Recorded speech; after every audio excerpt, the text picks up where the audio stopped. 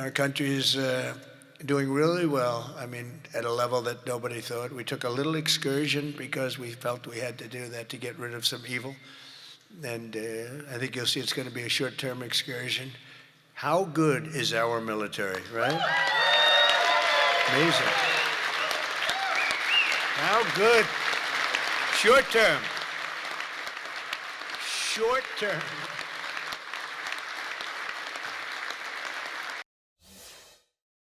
Further, late last night, we issued 5 humanitarian visas to members of the Iranian women's soccer team. We've been preparing for this for some time. Australians have been moved by the plight of these brave women. They're safe here and they should feel at home here. We're willing to provide assistance to other women in the team, noting that this is a very delicate situation and it is up to them. But we say to them, if you want our help, help is here, and we will provide that. There's footage that shows that an American missile strike and a Tomahawk missile likely destroyed that Iranian girls' school. So will the U.S. accept any responsibility for that strike? And I will say that the Tomahawk, which is one of the most powerful weapons around, is used by, is sold and used by other countries, you know that. And whether it's Iran, who also has some Tomahawks, I wish they had more, but whether it's Iran or somebody else, the fact that a Tomahawk is very generic, it's sold to other countries, but that's being investigated right now.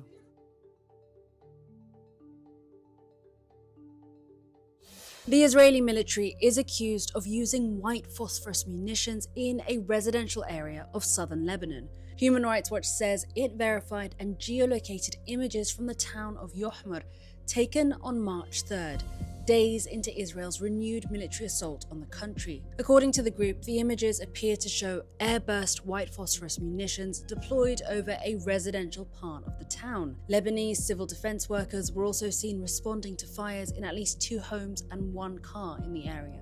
We are sounding the alarm given its use in an area where we have found homes, where we found fires that have been caused to civilian objects within that area, particularly given our previous documentation of the use of these munitions in Lebanon and of their use unlawfully and indiscriminately over populated areas. White phosphorus ignites when exposed to oxygen and can cause severe burns and lifelong injuries. It's typically used to create smoke screens or mark targets, but when used over populated areas, its effects can be indiscriminate and may violate international humanitarian law. Now, earlier that morning, the Israeli military issued an evacuation order for residents of Yohmar and dozens of nearby towns. In a social media post, the IDF's Arabic spokesperson said Hezbollah activity was forcing Israel to act in the area. It's unclear whether all civilians were able to evacuate ahead of the operation, and Human Rights Watch says it has not verified whether anyone was present or injured. The IDF has told CNN it is currently unaware of this incident and cannot confirm the use of shells that contain white phosphorus in Lebanon,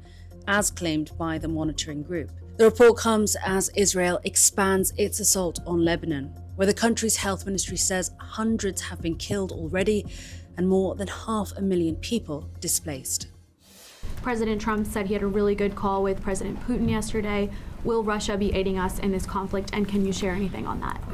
Well, the president, as I've said before, maintains strong relationships with world leaders, which creates opportunities and options for us in very dynamic ways. So the president said it was a good call. I was not on it, but those that were said it was a strong call, reaffirming hopefully the opportunity for some peace in Russia, Ukraine, and also a recognition that as it pertains to this conflict, they should not be involved. The new leader of Iran, he would be wise to heed the words of our president, which is to not pursue nuclear weapons and come out and state as such. As far as his status, that's not something I can comment on right now.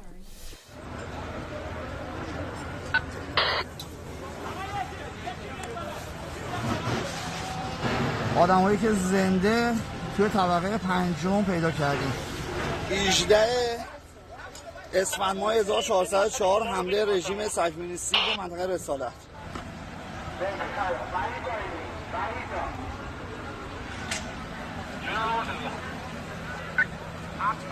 آماده کن فقط بیاریم بالا کارگاه بزنیم بفرستیمشون پایین نهایتا بکبورد میذاریم تو بکبورد دیگه بفرست هم بفرست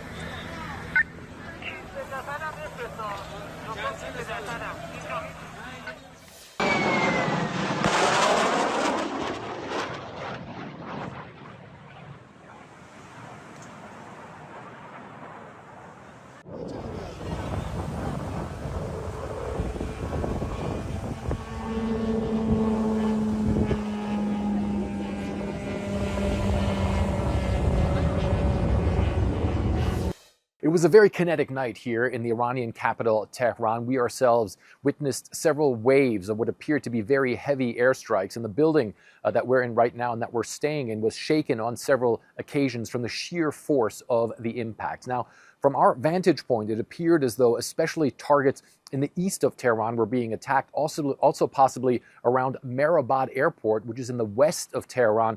It is actually an area that has been attacked in the past as well. All this as the airstrikes conducted mostly by the US and Israel continue not just here in Tehran, but of course throughout this entire country. Meanwhile, the political standoff also continues as well. President Trump, of course, saying that he vows to keep the Strait of Hormuz open for oil shipments into the world's markets, whereas the Iranians are warning that they are the ones who control the Strait of Hormuz. A source close to the Iranian government telling me that the Iranians are the ones who control the taps of the world's oil supply. They say that Iran is even thinking of imposing duties on ships carrying oil that are affiliated with countries friendly to the United States. At the same time, the Iranians are saying also at this point in time, they see no sense in negotiations with the United States and are preparing for what could be a long war. Fred Pleitgen, CNN, Tehran. As the war fast spills over and twists, here Hezbollah rockets meet Israeli air defense. The fight thickening on the northern border Sunday night. I've been hearing that for about an hour now. Probably airstrikes over there in southern Lebanon. Blasts through the dark. With daylight, it persisted, joined by Apache attack helicopters throwing defensive flares, as Israel said it had overnight led its second targeted raid on the Iranian ally here. Small arms fire close by. Israel has demanded much of southern Lebanon empty out, but there were no open signs they were yet here in number enough for a full invasion. Instead, picking off targets. The goal, to disarm Hezbollah forever, not yet in reach, their rockets constant.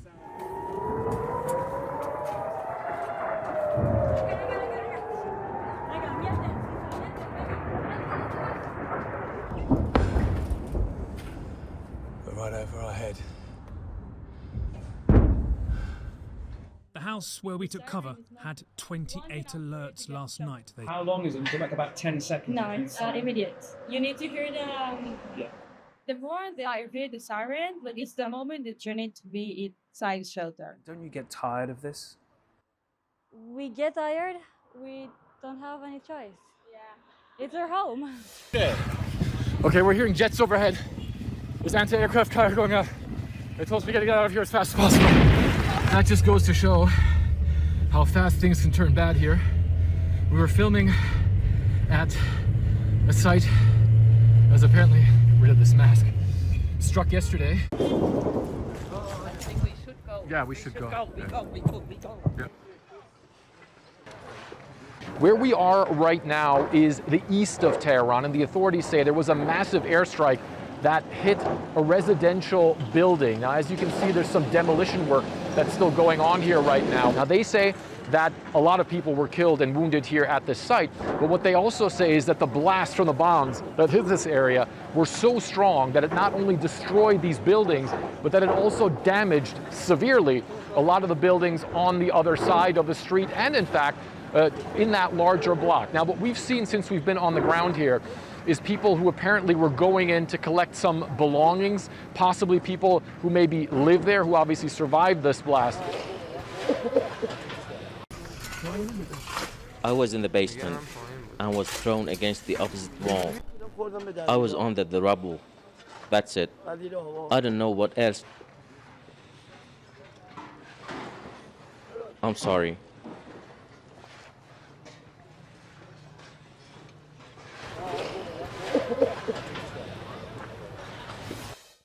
¿Cómo le podría explicar usted a nuestros televidentes en toda América Latina el papel que ha jugado la policía de la moralidad para hacer cumplir las restricciones impuestas por el régimen sobre las mujeres? ¿Qué es exactamente lo que hace y de qué se trata esta policía de la moralidad?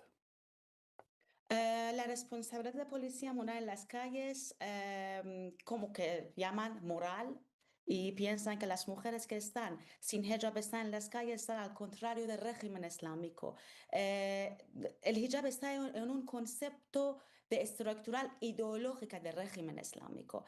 Esta es una amenaza que todos los días las mujeres están enfrentan en las calles. Significa que las mujeres no pueden decidir para su propio cuerpo, para su propio destino. Siempre están bajo de una amenaza. Periodistas, activistas, actores, ¿no? Todas las mujeres están bajo de esta amenaza. Por ejemplo, cuando quieren salir a las calles, siempre la policía moral está en las calles. Sí, después del movimiento Mujer, Vida, Libertad, podemos ver que hay poco policía, una comparación entre después o antes de este movimiento, pero eso sabemos que es una propaganda del régimen islámico para su imagen internacional que necesita ahora siempre durante el conflicto, durante la protesta, que por ejemplo después podemos ver portavoz del gobierno es una mujer, pero en la práctica realidad no tienen ningún ¿Tipo de influencia. poder?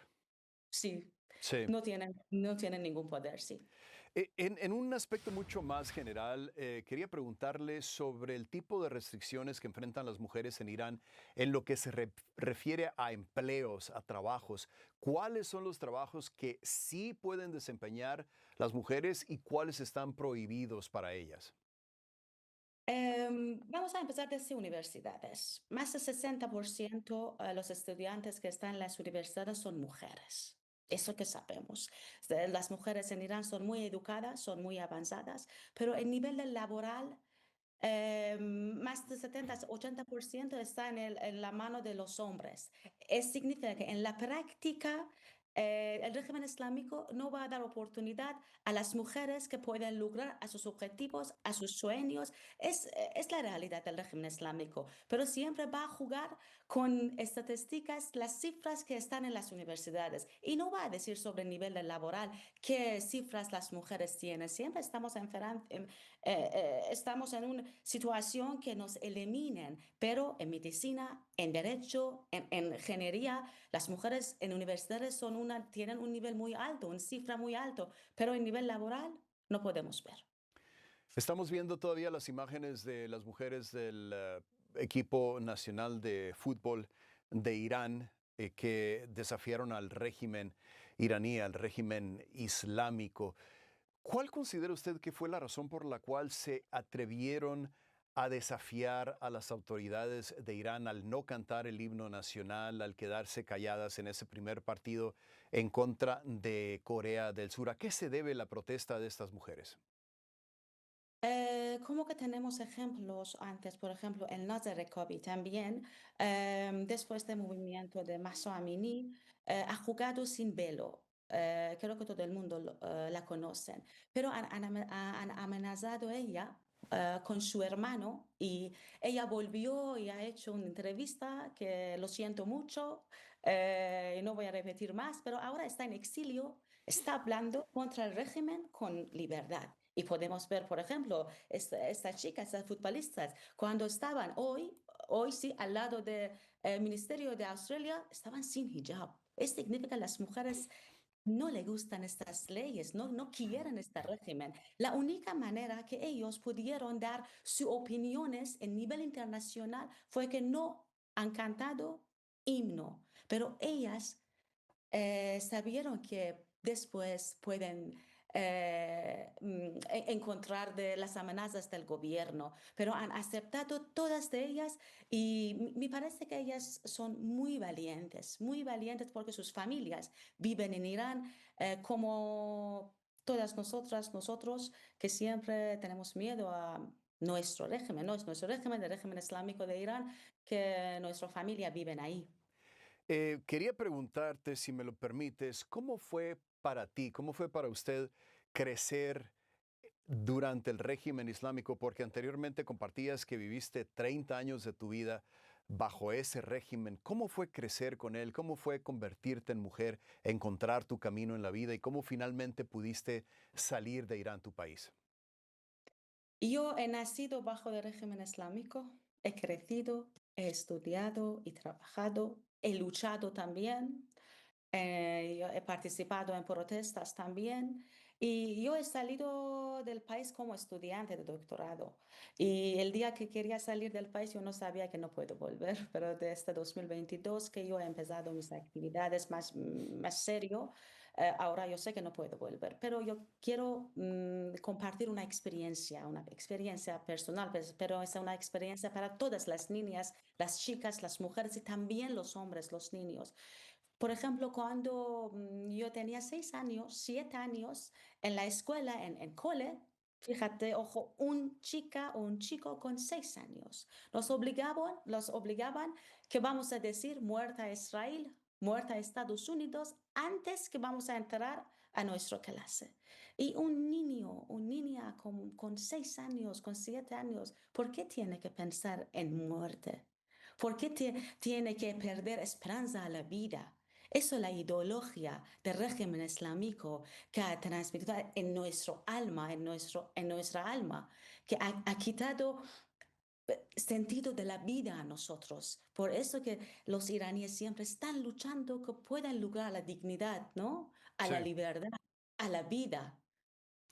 Habla muy buen castellano, la felicito por eso y gracias por permitirnos esta oportunidad de platicar con usted cuando ya es de noche allá en Salamanca, España. Majede Bosorgi, abogada y activista de derechos humanos, miembro de la Red 1 Calame desde Salamanca, España esta noche. Muchísimas gracias. Muchísimas gracias. Solo tengo que mencionar Sí. un punto que es muy importante. Sabemos que la guerra ha empezado hace 11 días, ¿no? Y el Internet lleva 11 días cortado y solo el régimen islámico ellos tienen acceso, como que dijo el portavoz del gobierno, a nivel internacional. La única imagen que se muestra desde Irán es la que el régimen quiere y su propaganda. Pero imagen correcta es los iraníes que están en diáspora, están en fuera, están haciendo entrevistas, están en las calles. Por favor, nos escucháis y apoyáis.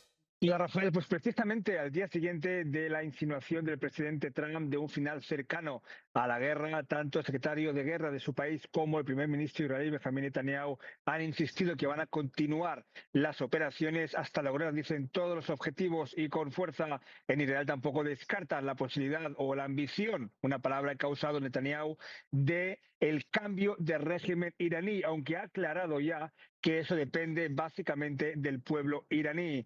Vamos por partes. En primer lugar, Israel y Estados Unidos han hecho una nueva oleada de ataques en Teherán y otras zonas de Irán, básicamente contra lanzaderas de misiles que aún les quedan al régimen iraní y también contra todo tipo de aparatos y efectivos, por ejemplo, de los Basij, este grupo encargado del control de la represión de las protestas de hace 2 meses. Al mismo tiempo, Irán ha atacado también en varios países de la región, países del Golfo Pérsico y también aquí en Israel.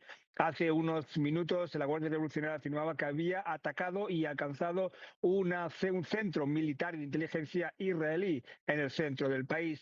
Según el ejército israelí, la mitad de los misiles balísticos disparados por Irán desde el inicio de la guerra, iniciada por Israel y Estados Unidos, llevaban bombas de racimo.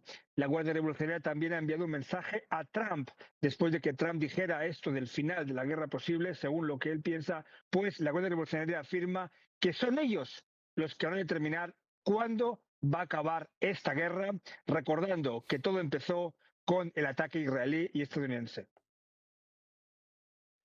Ciertamente, eso fue lo que dijo el presidente. Ahora, en breve estaremos hablando con Yone Molinares en detalle de lo que sucede en Estados Unidos, pero si nos puedes adelantar, Sal, en Israel, ¿cómo valoran lo que ha dicho Trump sobre el final de la guerra?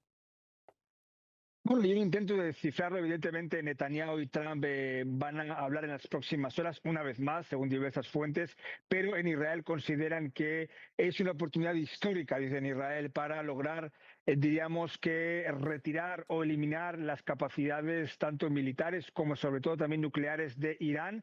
Recordemos, meses después del ataque de la guerra llamada Guerra de los 12 días, pero al final aquí en Israel, Rafael, como también en Irán, en Líbano, en Qatar, en los Emiratos, en Turquía, en Omán, en Kuwait, todos saben que al final quien va a decidir cuándo acaba esta guerra y cómo va a acabar es Trump y nada más que Trump.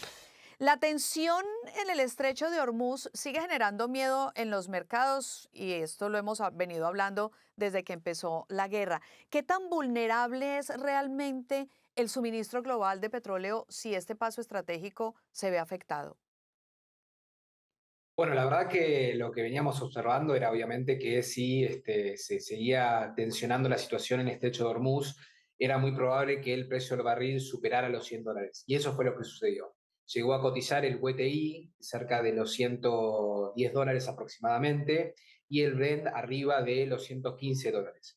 Esos niveles no lo habíamos visto desde el conflicto de la guerra de Rusia y Ucrania, que recordemos que el año 2022 fue un año donde se disparó también el precio del petróleo y también se habían disparado los precios de los commodities.